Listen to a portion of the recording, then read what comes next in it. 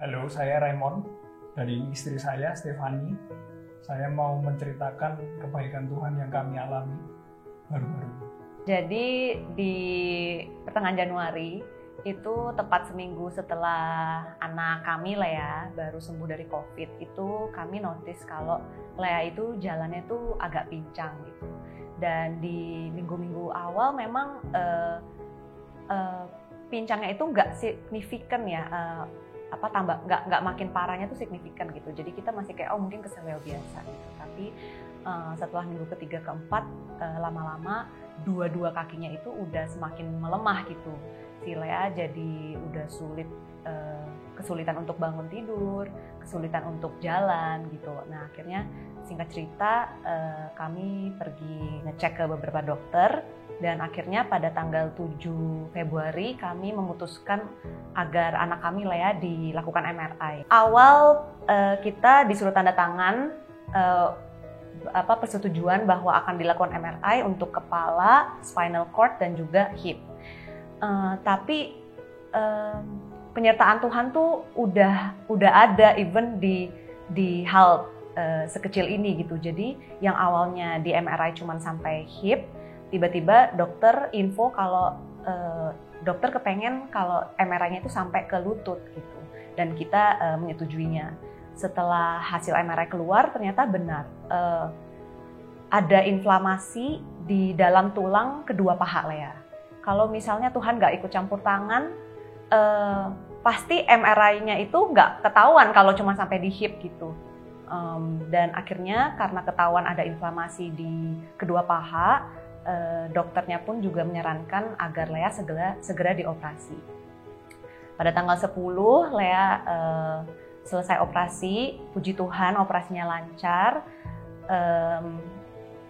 dan dokter juga menyarankan supaya Lea besok harinya tanggal 11 udah boleh latihan jalan. Di saat kita tuh udah mikir, Lea harusnya hari ini udah bisa latihan jalan, tapi ternyata Tuhan berkehendak lain gitu.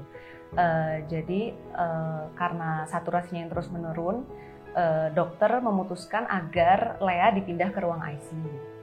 Pada saat saya dengar Lea harus dipindahkan ke ICU, saya pun merasa sangat kebingungan. Pada saat itu saya hanya bisa berdoa kepada Tuhan, dan Tuhan menjawab doa saya melalui papa mama mertua saya, yang pada saat itu mengusulkan untuk Lea dipindahkan ke rumah sakit yang lebih baik. Pertolongan Tuhan pun tidak stop sampai di sana. Saudara saya kebetulan yang kenal baik sama dokter paru-paru yang bertugas di RS yang akan Lea dipindahkan, Lea pun bisa mendapatkan ruang ICU yang pada saat itu hanya tersisa satu dan available untuk Lea.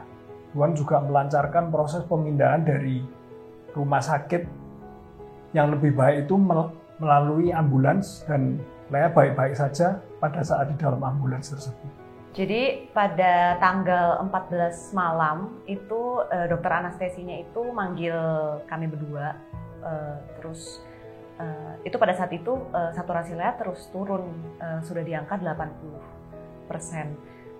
Lalu dokter menjelaskan bahwa Lea, anak kami itu harus dipasang ventilator. Kemudian kami jujur pada saat itu benar-benar senangis-nangisnya karena posisi anak kami tuh benar-benar sadar banget gitu, kok bisa mau ditidurin gitu Tuhan.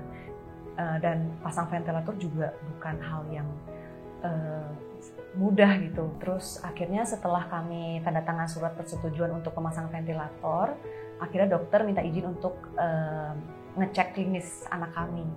Pada saat dia masuk ke ruang VIP tersebut, dokter jujur kaget. Kita pun juga kaget, kenapa dokternya kaget gitu. Dokternya bilang, loh kok begini ya keadaan anaknya, kok tenang sekali. Lea saat itu tuh tidur nyenyak gitu, padahal saturasi di angka 80. Seharusnya pasien-pasien dengan saturasi di bawah 90 aja tuh udah gelisah, sedangkan Lea itu masih bisa tidur nyenyak. Kemudian dokter akhirnya keluar ruangan lagi, kemudian dokter juga berunding lagi dengan dokter parunya Lea gitu. Akhirnya kita nunggu lumayan lama, sekitar 1 jam 2 jam. 1 jam 2 jam. Akhirnya dokter manggil kita lagi, dan dokter memutuskan untuk tidak jadi memasang ventilator dan hanya mau observasi dulu malam itu. Dan puji Tuhan banget kalau bukan penyertaan Tuhan, anak kami pasti udah dipasang ventilator saat itu. Tapi Tuhan Yesus menunjukkan kasih-Nya.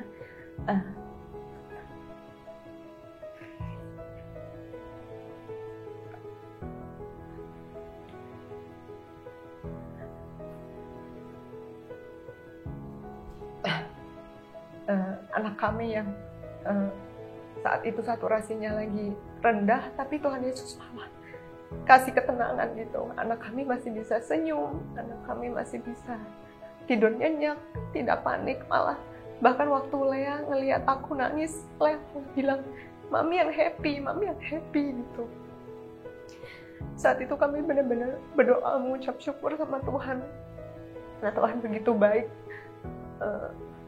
mau memberikan Lea kesempatan gitu untuk tidak jadi pasang ventilator.